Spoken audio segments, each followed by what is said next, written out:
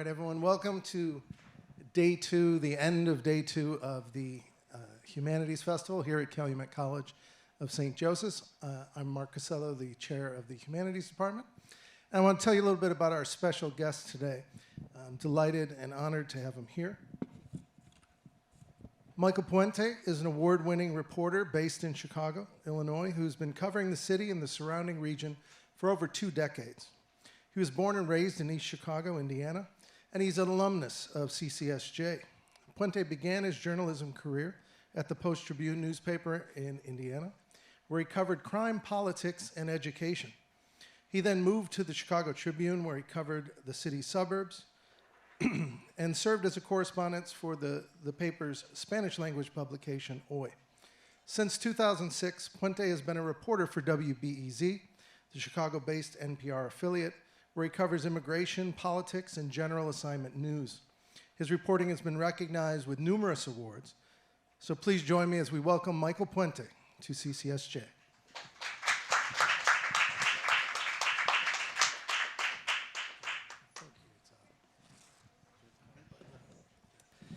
Hello, everybody. I can't see you, these bright lights, but I know you're out there. I can hear you breathing. So they told me to just hide back there, and they'll give me the whole star treatment. So thank you. And thank you, Cal College, the Humanity Festival, and Bridges. What an appropriate name, because my last name means bridge in Spanish. So thank you. So Mike, I'm really glad to have you with us. If you in the audience don't know, Michael was an adjunct faculty for us, has been for many years, teaching journalism for us. He's taught public speaking for us in the past. He's also a member of our board as well. Is that correct? Our board of trustees? Or I'm not sure, actually. At some point, you were doing work with our board of trustees. Yes, certainly. So, and so Michael's very busy, but I want to go back really as an introduction and kind of travel back in time a bit to sort of your beginnings. So, we were talking before we got on stage here. And tell us a little bit about your experience. We've got a lot of students in the audience here. So tell us about your experience as an undergrad and then your journey, how you came to CCSJ to finish your degree. Mm-hmm. Well, I graduated from probably one of the best high schools ever in the world called East Chicago, Washington. It's in the harbor in East Chicago. It was the last graduating class, 1986. And I know as I say that, people are probably saying 1986. That sounds like saying 1886, right? I wasn't bored. I've heard of that term. But that was the great 80s, you know, with the great pop music and the big hair. So I went to Indiana University in Bloomington for a couple of years. But I had a couple of best friends going to Cal College. And I ran into some issues down there. So they said, why don't you just go to Cal College? So I went from one of the bigger universities in Indiana to one of the smallest. But I was happier because my friends were here. This is where I met my future wife. And I was working on a small publication here called The Shavings. I know The Shavings is still somewhat around, but it was a full-fledged student-run newspaper. When I took it over, it was about 4 pages. And the 2 years that I was here to get my degree, we had The Shavings up to, I think at one point we had a 32-page issue. Wow. Our newspaper routinely was between 8 pages and 12 pages. We came out, at some point, I think we were trying to come out every 2 weeks, and we went every month, but it was at least every month. So we had a great time. We would be in the basement of this building, which I think now is for athletics, but back then it was a student lounge. This was back in the early 90s. So, and that still probably doesn't resonate with some of your students who still probably wasn't born yet. So I know I'm getting closer. But we had a great time putting that together. We had something called a layout night where we would actually have to lay out the newspapers. This is when newspapers were still in fashion. They aren't kind of anymore. But this is when we would actually have to make these dummy sheets and actually paste the articles to the paper. And we would access articles from a thing called College Press Service. It was sort of like the AP, but we would publish stories from around the country and try to make students here at Cal College feel like they were part of that, national collegiate experience. And we had locally written stories too as well. Yeah, students may not realize, but the Shavings began, which you can access today at theshavings.com. The newest article that's up right now is by Skylar Pittman and Marilia Lopez. They went to the Blue Man Group for College Press Night and covered that event. Had a really good time. So the Shavings began in 1964 and has been in continuous publication here at CCSJ that whole time, through Professor Puente's time through today. We've moved it online. It's a digital news magazine now format, but that history's here. We have those back issues going back, many years in the library archives. So. Yeah, we really actually, we had a lot of fun with it, but we actually tried to cover the college almost like a regular newspaper would. We would cover some of the controversies, some of the fun things, the groups, but I told my reporters, you go to a meeting, I don't want you participating, I don't want you even talking, I just want you taking notes, come back and write the story, and that's how we did it. And at the time, also in 1991-ish, when we had the first Gulf War, so we actually had a big headline, U.S. going to war, a war in Iraq. And we had discussions, and it was quite the time. But then graduated in '92, and almost immediately I became a correspondent, freelance writer for the Times of Northwest Indiana. Even before I graduated, actually my first written real newspaper gig was with a newspaper called the Southtown Economist, and this is it's now called the Daily Southtown, but it was all the southern suburbs like Dalton, Cal City, Lansing. So I covered a lot of the communities there. This is again back when newspapers were still very viable. Newspapers, there couldn't be a day that went by where you didn't get the newspaper. Yeah, so tell us a bit more about that, because I think one of the things that's great about Northwest Indiana is there's still a strong local news beat happening in the suburbs, in Valparaiso, in Lake County, Porter County. But kind of go back in time a little bit and tell us about that first experience. How did you get that first job? How did you land that first job at The Economist?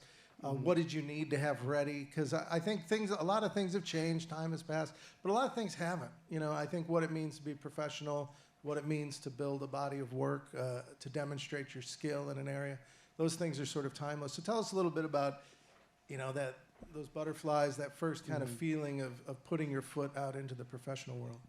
Well, back then, again, the newspapers, the Times of Northwest Indiana and the Post Tribune, they still exist. They're very strong digitally. But I hope I'm not speaking out of turn, but everybody knows that the actual physical paper has gone down, not just for those publications. It's been a nationwide issue, actually international issue, where people just are not buying the hard copy of the papers. But back then, back in the early 90s, newspapers were still running very strong. So newspapers had their staff writers, right? So these were full-time reporters. I'm not sure how big the Southtown was back then. Maybe they had about 30 or 40 on staff, full-time, paid news writers. But that wasn't enough. They needed to hire or have on staff. Well, we weren't staff. We were freelance writers. We were called freelancers, stringers, or correspondents. Every newspaper had them. We weren't on staff. We were not full-time. We got paid by the article. So I came in at a time where they needed more writers. What did I need to do to prepare to get that? I don't know. I think I just needed to be breathing, because I wasn't sure what I did to earn that, other than I was ambitious. I wanted to do the writing, but I really was so wet behind the ears, I wasn't really sure, looking back, what I was really doing or writing. I just wanted to show up. I'm not, I'm going to be totally honest with you, and just, it still includes now, to be a journalist, to be on TV, radio, whatever, you got to have some vanity. You got to be vain. You got to want to see your name in the paper, and I wanted to see my name in the paper. And so when I got that first byline by Michael Puente, I was proud of it, until the editor called me and said, you had a mistake in your story. And that brings it down to earth really quick because nobody wants a mistake in the paper. And there are consequences for that, even now. So you get over that feeling of, oh man, I'm in the paper now, I'm getting paid, and a big shot. If you have mistakes, you're not going to last too long. So I went to the Daily Southtown because they hired me. But lo and behold, the Times of Northwest Indiana at the time, I'm sure they still have some presence on the southeast side, the south side. They had a very strong Illinois edition.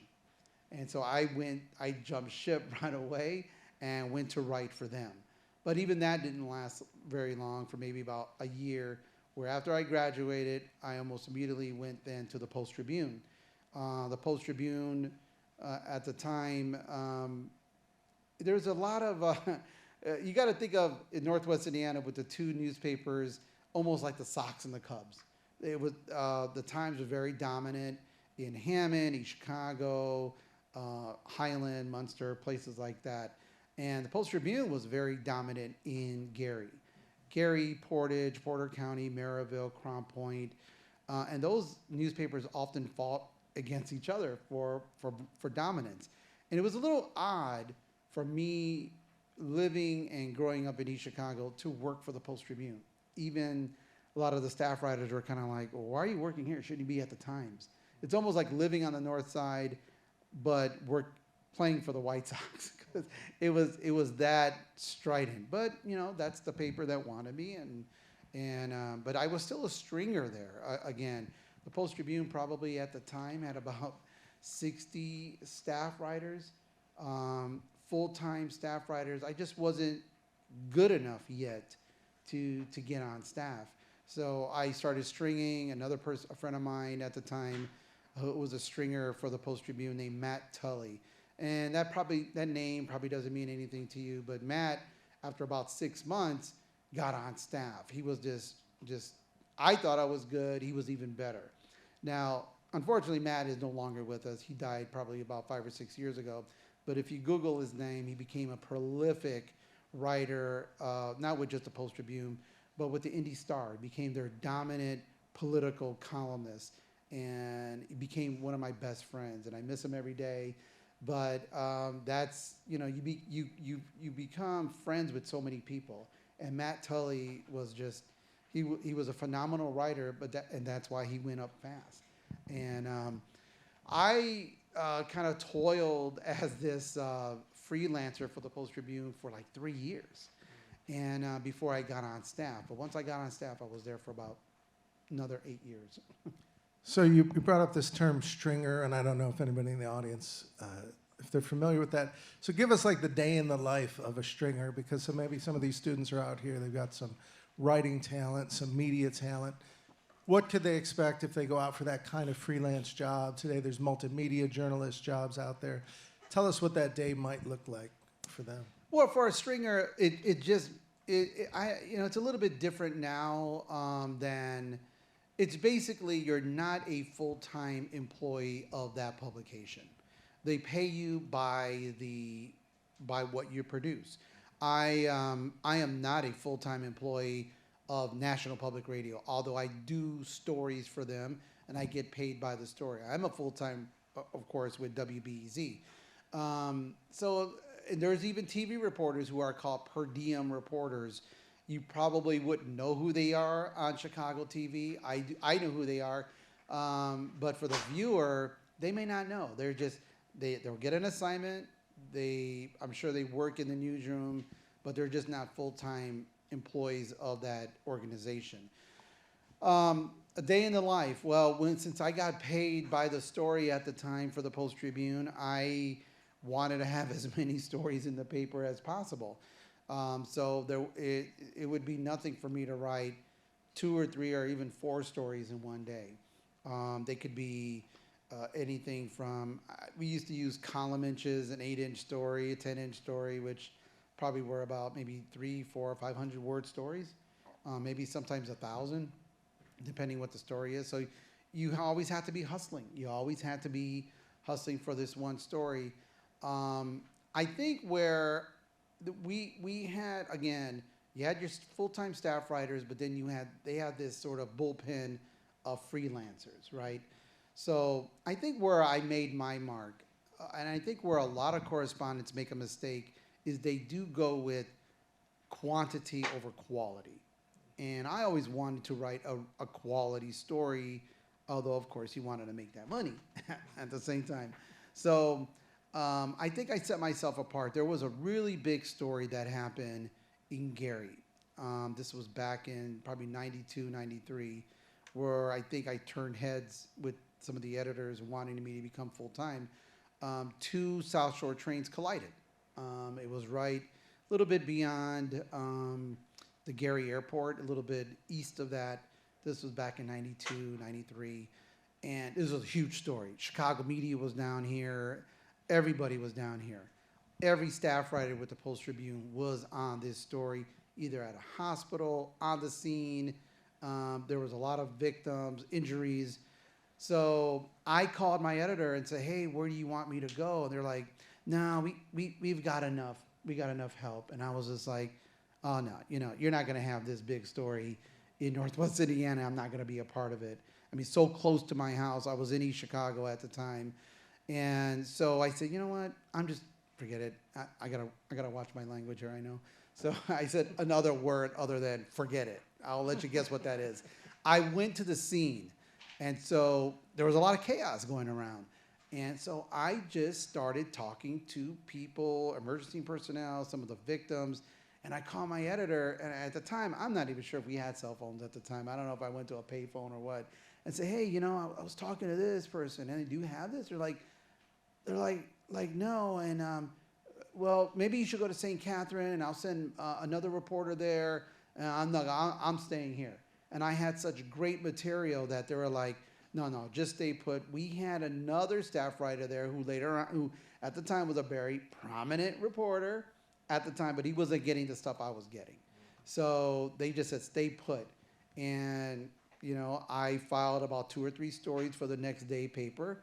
And that story, that collaboration with the other staff writers won first place with the Indiana Hoosier State Press Association, probably about 6 or 7 months later. But that turned heads. I mean, I didn't immediately get on staff then, but those are some type of things that if they show that you have gumption, that you want to be there, it's no different than today. I knew that I was competing against people with more experience, probably went to bigger schools, seemingly, quote unquote, I don't know if a better degree or not. That doesn't help you. You're going to be competing with people out there. Employers want people who want to be there, who want to work, who, in your mind, you're always going to be thinking, man, should I really be here? I'm just a kid from East Chicago. What am I doing here? And that's when you just got to shake it out of you and just say, you're here for a reason, and take advantage of that. So it was 95 when I got on staff, and, I just kept going up. That's really great advice. I often say to students here that you don't have to wait till you graduate to start whatever it is, whether it's business, journalism.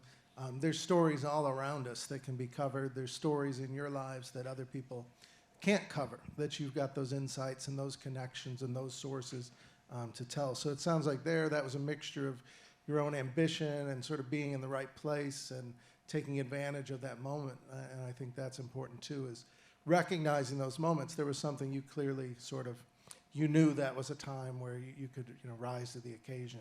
Well, yeah, I was fascinated with all the TV cameras there. People from the Chicago Tribune were there, and just, this is my backyard, and I'm not going to be a part of that. That just wasn't going to happen. So, and it's no different than now. If there's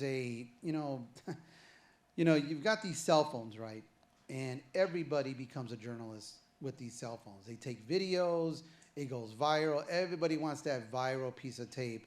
But then what happens after that? Who does the reporting after that? And are you trusting the video that you're watching now with TikTok and with all these other things that are out there? You have to think twice all the time now. Is this an accurate depiction of what we're watching? Who's putting it out there? So many times now, people are putting out video that for some political reason, whether it's for the left or for the right. So, you know, the one thing that being a journalist, why we need journalists still, and not just your renegade, I'm going to shoot this film and put it out there. It's called trust. It's having trust in the people that are putting the information out there. And so many times people have agendas. For some reason, people want to mislead people for whatever reason. I don't know if it's for the entertainment or shock value, but you do have to be careful of where you're getting that information. But this puts everybody sort of on that level of being a journalist, because everybody, again, wants to have that viral video. But could be a tool for good, and it also could be a tool for bad. So let's fast forward a bit now so we've talked about sort of the early days of what you went through, and those early stories. So walk us through a little bit. I know you've been just extremely busy really in the past couple of years. Talk a little bit about a day in the life or a week in the life of Michael Puente today, so these students can kind of see the life of a working journalist, some of the things we might see you doing. You know, you wake up, what time, when do you come home, you know, when are you on deadline? You know, give us a little sense of that, your life. Well, the way things are now, I'm always at home a lot now, because with the pandemic, it changed a lot of things. A lot of people are working from home, and I probably spend about half my time at home. It's where I do most of my writing, recording. When you hear me on the radio, my schedule is so much different now. There's so many things I'm juggling now. I do teach. I was teaching here at Cal College. I do teach at IU Northwest just for this semester. So I'm balancing that. I'm off on Tuesdays and Wednesdays, which there's really no days off for me. So I'm always doing something even on these days off. But there's always planning going on. So I go back to work on Thursday. I may get an assignment. I have to be in Chicago on Thursday. This Friday, a couple of years ago, I got the opportunity to start doing some TV work with WTTW. I'm a rotating host for a show that they have called Chicago Tonight Latino Voices. So by tomorrow, we'll be doing a planning meeting for that. Who's going to be a guest? What are some of the topics we're going to talk about? So on Friday will be a day where I split between WBEZ. I'll go up to Navy Pier for a little bit, or maybe have one assignment. Start heading up to WTTW, which is on the far northwest side of the city. And there I call my Cinderella day, where in radio, let's face it, if you're not in studio, the reporter could be doing their recording in their pajamas and you won't know. So that's the magic of radio. On TV, you go there, it's like you go in there with jeans and your shirt, and they flick a switch and you look great. They have the makeup and the lights. It's lights like this, but you have all the cameras and everything. So we start recording around 3 o'clock. We do a couple of taped interviews, and everything is put together like it's a live show. It's a half an hour show. You'll see it on Saturday. And then on the weekend, I work weekends now. I have assignments. Just this past weekend, I had to go to a place in Little Village in Chicago, at the Little Village Discount Mall, where some vendors were being evicted by the new owner. So we wanted to go talk to some of those people, and a lot of them have been there for 30 years, 15 years, and get their stories about what are they going to do next? How are they going to sell their stuff? What is it going to mean for them? So every weekend could be different. Every story is different. One weekend was talking to vendors at United Center before the Bulls game. They were about to go on strike, so they had a picket. Another one was talking to people. They were having a birthday celebration for the city of Chicago. It was turning 186 years old. Another one, I just covered the South Side Irish Parade in Beverly in Chicago. And I just wrapped up a big feature story I did on a new biofuel refinery they want to build in Gary, and the controversy behind that. So being a general assignment reporter just means that you got a lot of stuff thrown at you, and there's politics, there's business, there's environmental stuff. You just got to be ready got to be ready for anything. Thank you. Sorry about that. No, this is great. So one of the things I wanted to ask about, because you brought up the story about La Villita in Chicago and the market there. And I know with your background, you've come from East Chicago. You're often covering stories in Illinois, but you understand sort of the differences in social class and ethnic identity, religious identity, racial identity between these areas you cover. So can you tell us a little bit about sort of how your background as a Latino, as a Northwest Indian, as a region person, how has that sort of informed your reporting, or has that ever entered into your experiences in reporting for BEZ or elsewhere? All the time, every day. I mean, you can't escape it. And actually, that's what sets yourself apart. We have at WBEZ and a lot of media outlets, not everyone's from Chicago. Not everyone's from Northwest Indiana. A lot of people come from different parts of the country, different parts of the world, actually. And they lean on you to know these areas. So whether it's geographical information or ethnic. I'm Mexican-American. I'm sort of more light-complected. But, it helps you identify with some of the people you're talking about. So like in La Villita, a little village, you have people, it's predominantly Mexican-American there. And so right away you talk to people there, you find out what part of Mexico they're from, and I have relatives in that particular area that they're from, and it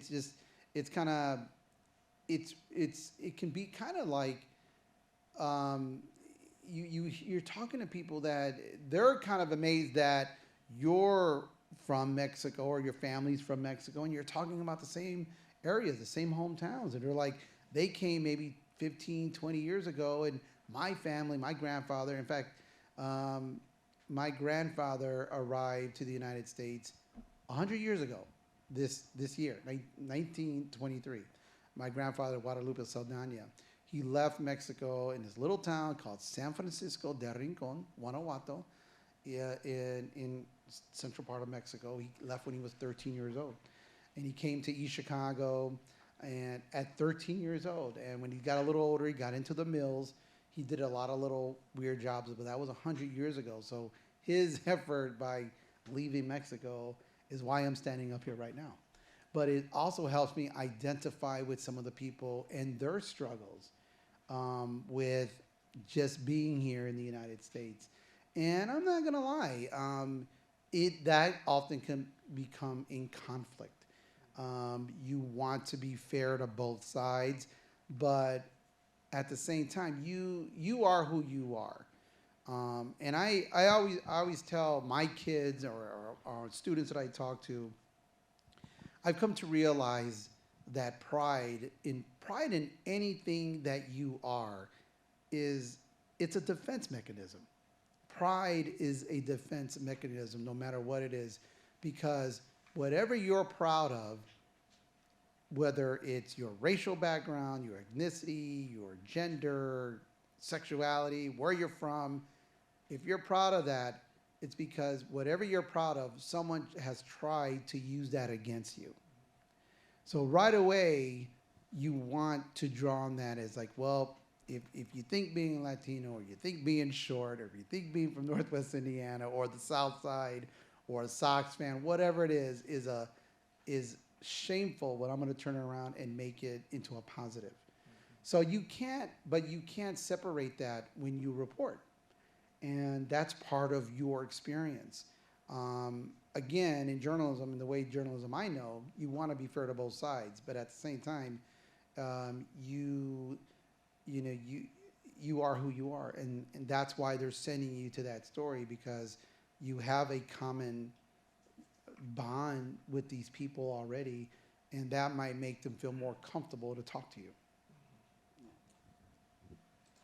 Thank you. That's great. So you've been working in journalism for many years now. We won't say how many. 100. 100 Feels years. like it. So things are always changing, but tell us a little bit about sort of changes you've seen sort of in the journalism industry, just in the scope of your career, and maybe where you see things heading? Oh my God.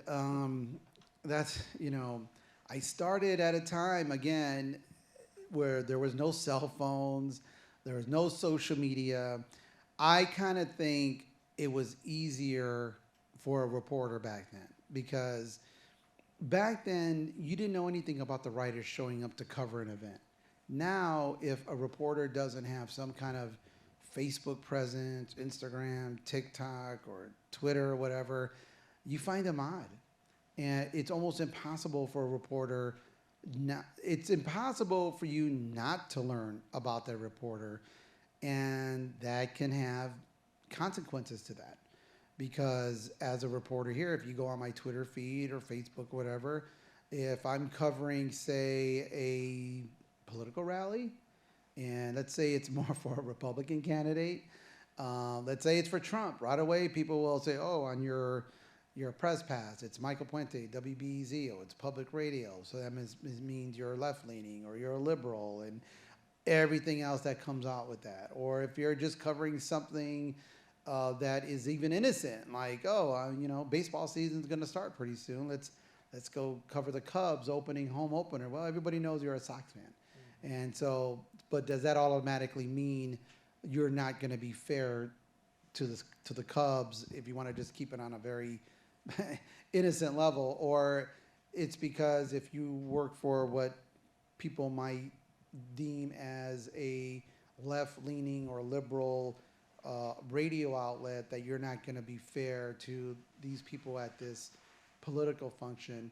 People can draw assumptions about you, and that could come with consequences. It could be make it more difficult. But starting on, the technology was different.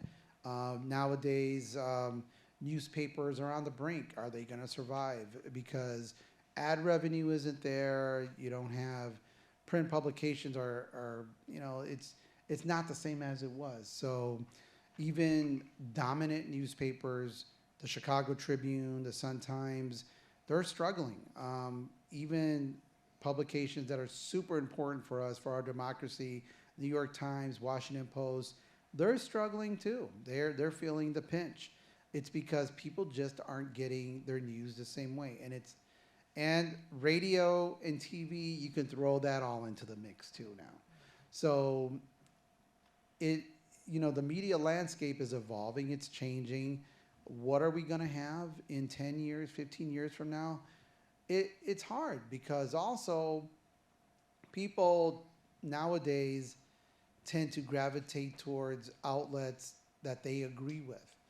And I just said, I had another interview, somebody was interviewing me about a month ago, where for some reason we've gotten soft, where we can't take negative information about a politician we may like, or whether it's a Democrat or a Republican. We just can't stand it, and I don't understand that, because it's like people want, how are you going to learn anything? I mean, we're out there, we're supposed to give you the information, and even people who, I've gotten in trouble for it, or BZ has gotten in trouble for, like, well, you're supposed to be this, I don't know what we're supposed to be, but we're going to give you the information, and do with it what you may, but that's our mission. Our mission is to tell both sides, and if there's something, let's just take the mayor's race in Chicago, if there's something negative about Brandon Johnson, and positive of Paul Vallis, or negative about Paul Vallis and positive for Brandon Johnson,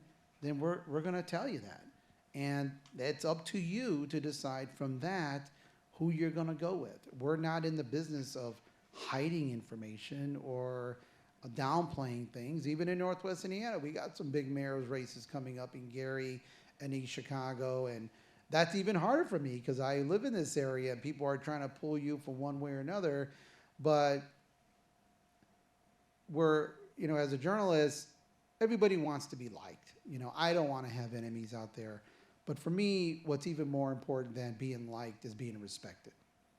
And people aren't going to respect you if you're playing favorites. You have to decide that right away. Is it more important for you to be popular or to be respected? And I think I'd rather go with respect. Yeah, that reminds me. So, throughout this festival so far, there's been a couple bridge metaphors that keep resurfacing, and one is sort of like building bridges, and the other is burning bridges. And so you're always dealing with sources, I've done both. right? So, talk a little bit about how you balance that. How do you navigate or negotiate that need to tell the truth, the need to be objective, to cover all sides of a story, but maintain those relationships with your sourcing? Have you ever run into trouble where you've had to burn some bridges, or do you actively try to watch out for that? As a journalist, a lot of ethical questions come up, right? A lot of conundrums and questions where, to tell the truth, sometimes it might, could be a touchy, sensitive situation with some of those same sources you rely on. All the time, because sources could be friends too, people you've worked with. In media, it's not uncommon for somebody to leave a publication and go into public relations. So that person who you were friends with or are still friends, they're pitching you stories, and if you reported in a way that they didn't like, or you just didn't take it, you didn't take the story, that can cause issues. Ethics are very big in journalism, as well they should be. But it's easier when you're a newcomer to an are, you don't know anybody. The longer you stay in an area, and you have life. I have family members. I have friends who are in some high positions now, and that can create conflict. That can create ethical concerns. So have I burned bridges? I would like to say no, but sometimes you do, and it's just the nature, especially now. I mean, it's hard to now. If you haven't burned bridges in the last 2 or 3 or 4 years, given the political climate that this country is, you're just not doing your job. I mean, there are some political stories you do, and it can ruffle people's feathers. But it is what it is. You got a job to do. So, before we go to our questions in the audience, what advice would you give some students today who, how do they know if they want to go into journalism? What are some qualities that they might see inside themselves? Because a lot of times students here, I'll talk to them, they'll kind of have a major, but when you dig into and start asking them questions about what they want to do, they're so talented, they could go in lots of different directions. So what are some, traits or characteristics that they might recognize in themselves that would say, hey, I might be a good reporter, I might be good on camera? What are some things you've experienced? Because you've made that transition now from broadcast on radio, from the print, to television now. And I know each of those have kind of their own things, and you've managed that so gracefully. So talk a bit about some of those characteristics and traits that a student might have to go into your field. Well, I could really use a sun visor, but if I do this, I can kind of see it out into the crowd. How many students do we have here out there? Can you raise your hand? All right, I see a good moment. So if you like homework, being a journalist is awesome, because it's like having homework every day for the rest of your life.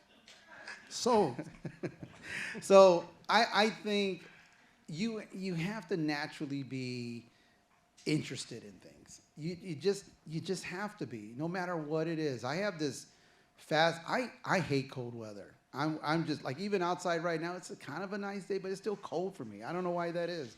I like it hot, but I'm fascinated with any place on earth that's super cold.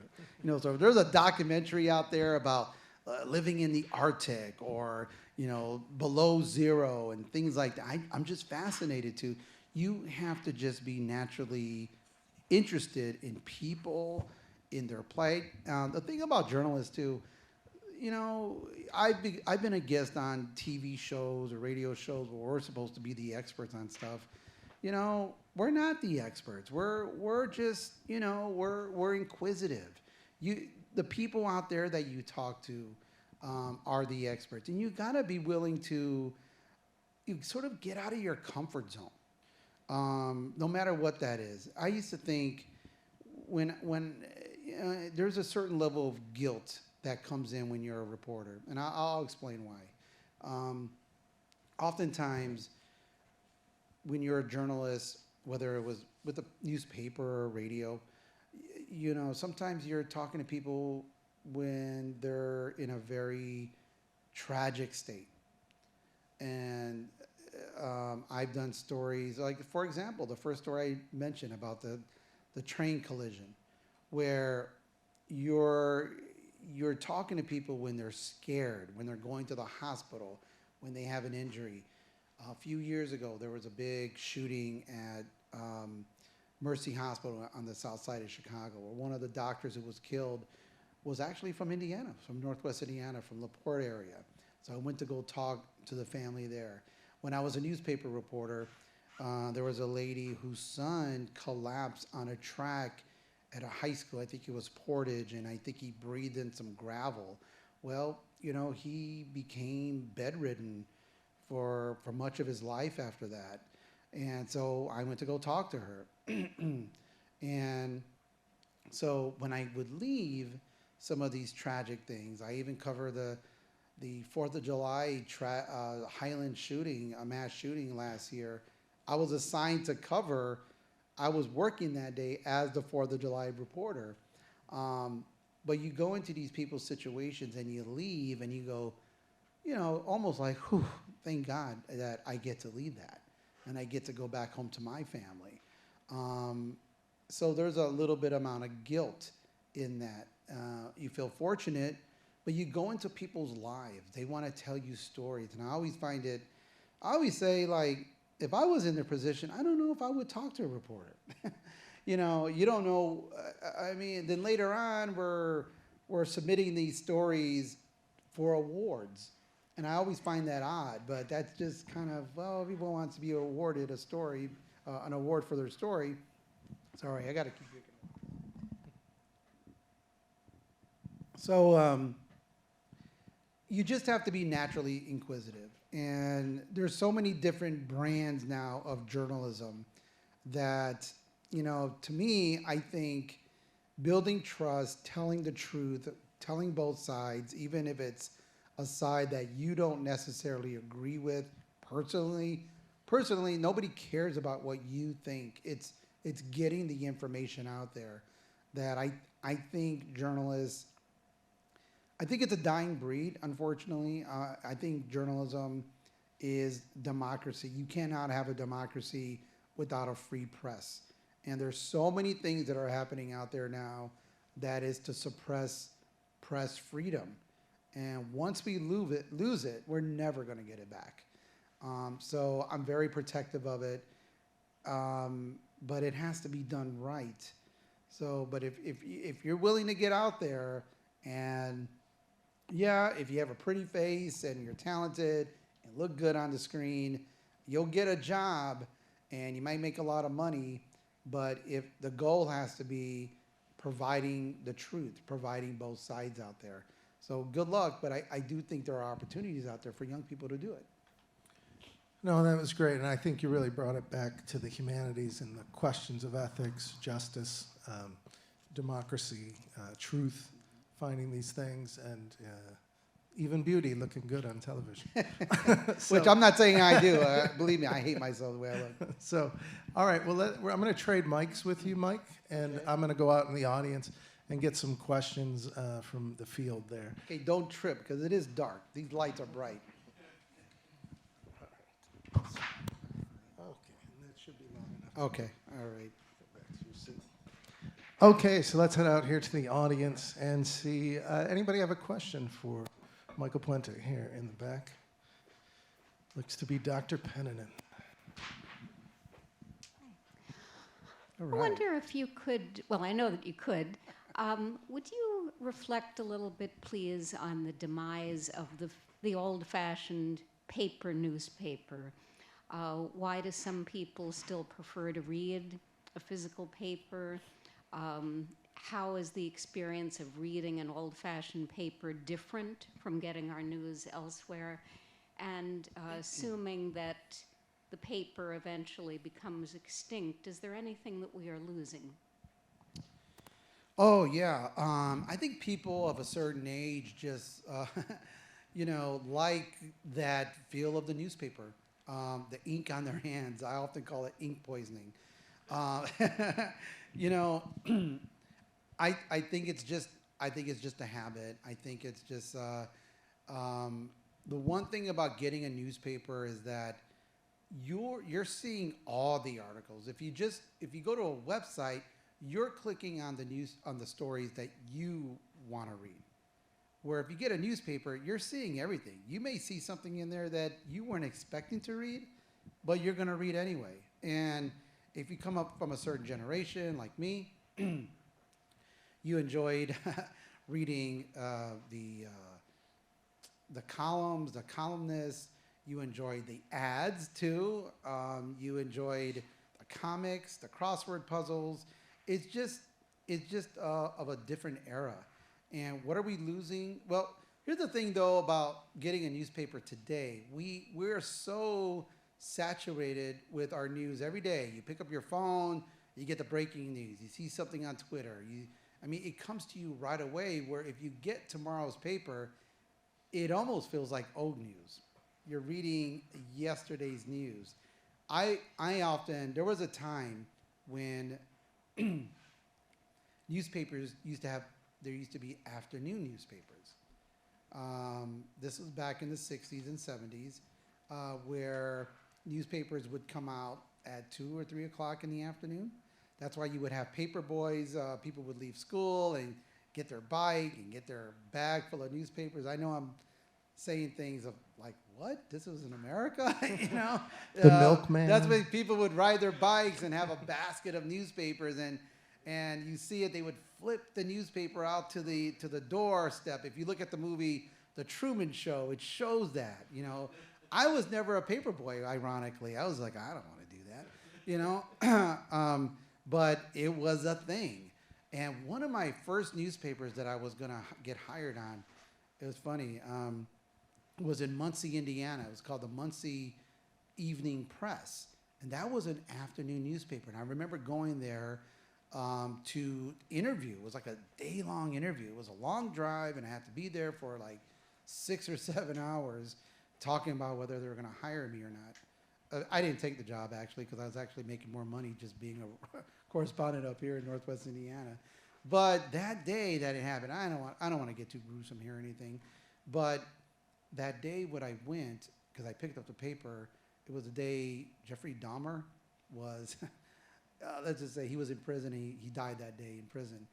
But they had that day's story in that day's newspaper. And I'm always wondering, maybe newspapers should move from being a morning newspaper to being an afternoon newspaper, because then you get that day's news then, so it doesn't seem so old. But it's probably not going to happen, because that would create too much of a transition. But there's going to come a time when the big newspapers are going to cease to publish a newspaper, because the demand for the actual printed product is waning. Not only that, it's very expensive. It's very expensive to get these big rolls of paper and the ink, and you don't think of things like that. But the demand isn't there. Everything's online on your phone, and unfortunately, there was a day when Chicago used to have so many different daily newspapers.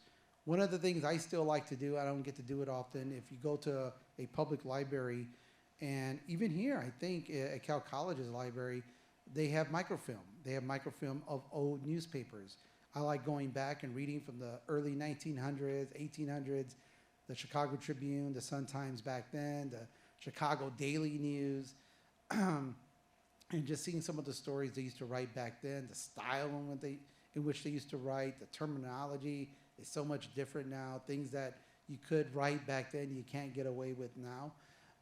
But it was fascinating on some of the stories they would write.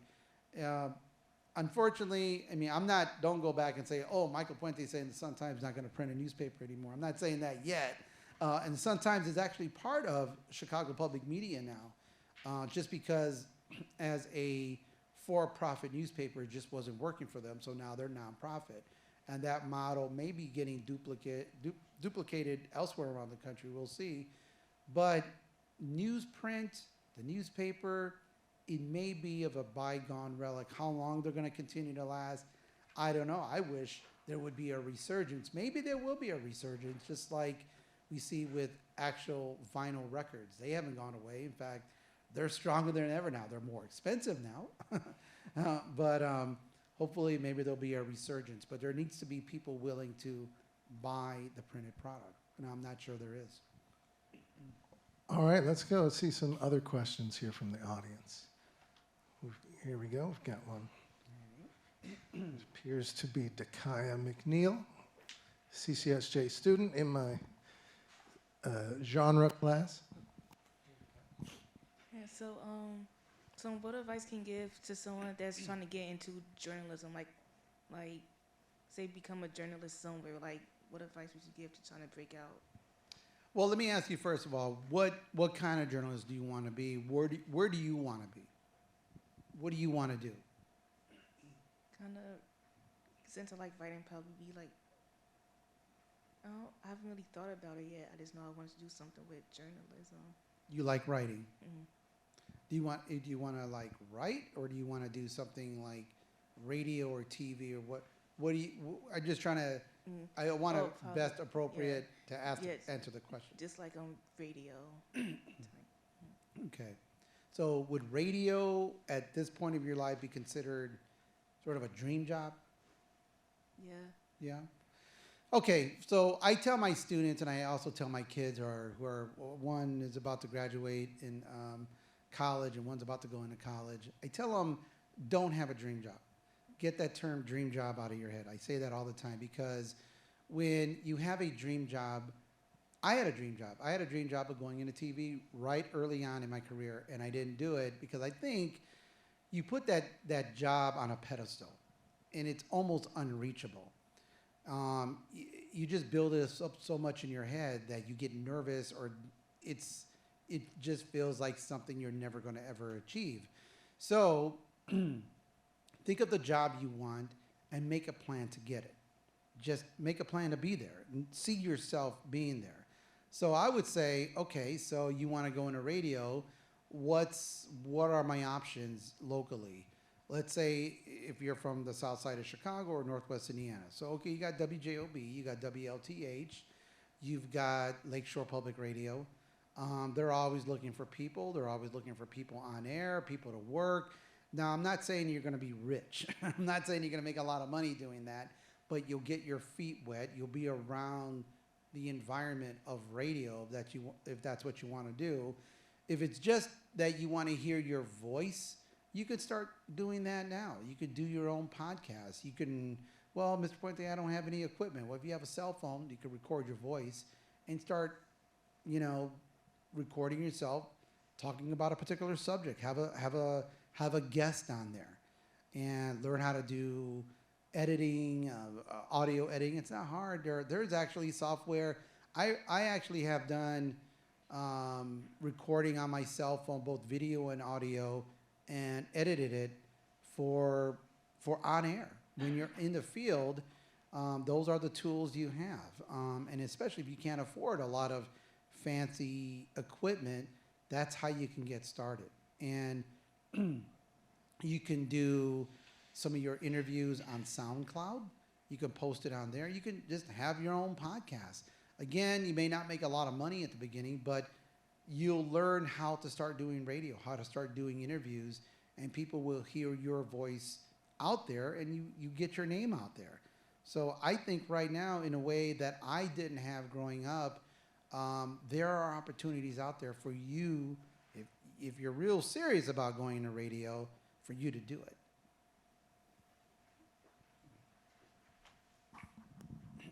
All right, other questions here in the audience. Let's see. One thing you brought up, Mike, is you mentioned columnists, and you're talking about the print newspapers. And I grew up. One thing I used to read was Mike Royko's column, and I thought he had a lot of personality. Are there, who inspired you? Are there writers that inspired you when you were coming up, or that you read that might still be an inspiration to others today? I want to say my main number one mentor at the time was my cousin, Teresa Gutierrez. Teresa Gutierrez grew up in Gary. She was one of the first Latinas working in TV news in Chicago. She worked for ABC7 for many years. She retired maybe 7 or 8 years ago. But I just, always kind of wanted to emulate her. And as far as columnists, there were a bunch of them in Chicago and Northwest Indiana that I just gravitated to. One of my earlier mentors was a man named Rich James. He's retired now. You don't see his name much anymore, but at the time, I don't know if you guys ever watched the show Mad Men, which is about the advertising business, right? But you could almost turn it around to almost be journalism. He was just an old school journalist. So was Bill Dolan. You still see his name from time to time. They would dress up. They would have the hat on. They looked like a newspaper reporter. And, I just wanted to emulate that. They did it right. They showed up.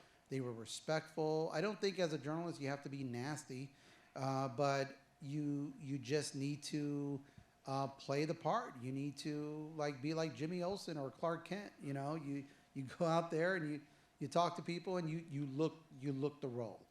I think another person who a lot of us in Northwest Indiana sort of looked up to as this patron saint is Phil Ponce, Channel 11. Mm-hmm. And he's from East Chicago, grew up in East Chicago and been on Channel 11 for years. And those are the kind of the mentors you want because you gravitate to them because they came from your area. They show what was possible. And then, now to be able to work with them from time to time at Channel 11 is like a dream come true. And, I call him Tio Phil. He's like an uncle. I say, you're almost like my grandfather. He doesn't like calling me.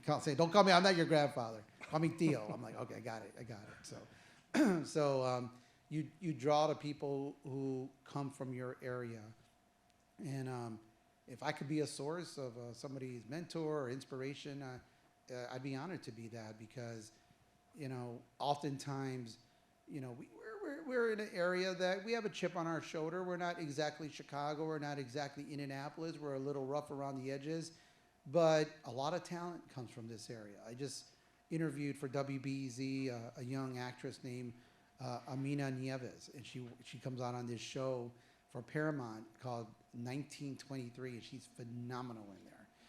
And that's the kind of talent that is from our area. We've had people who are astronauts, who are ball players, who NBA, Major League Baseball, actors and actors, winning Oscars and Grammys. Michael Jackson from our area. They came from our area. And if you're in this area, there's no reason why you can't be big, but you have to see yourself being big, and you have to be willing to put in the work. Nothing's going to happen overnight. Thank you. Any other final questions for Mike? All right. So, in closing, I wanted to thank Michael personally. He's taken our students up to WTTW even recently to see the filming of Latino Voices. Continues to be a resource for the college, and I really appreciate that. So I'd just like to give Michael a round of applause and thank him again. Thank you for having me. It's been a pleasure, been an honor. I love Calumet College. I want to see it prosper and continue, and all the best. I love Calumet College, so thank you for having me here.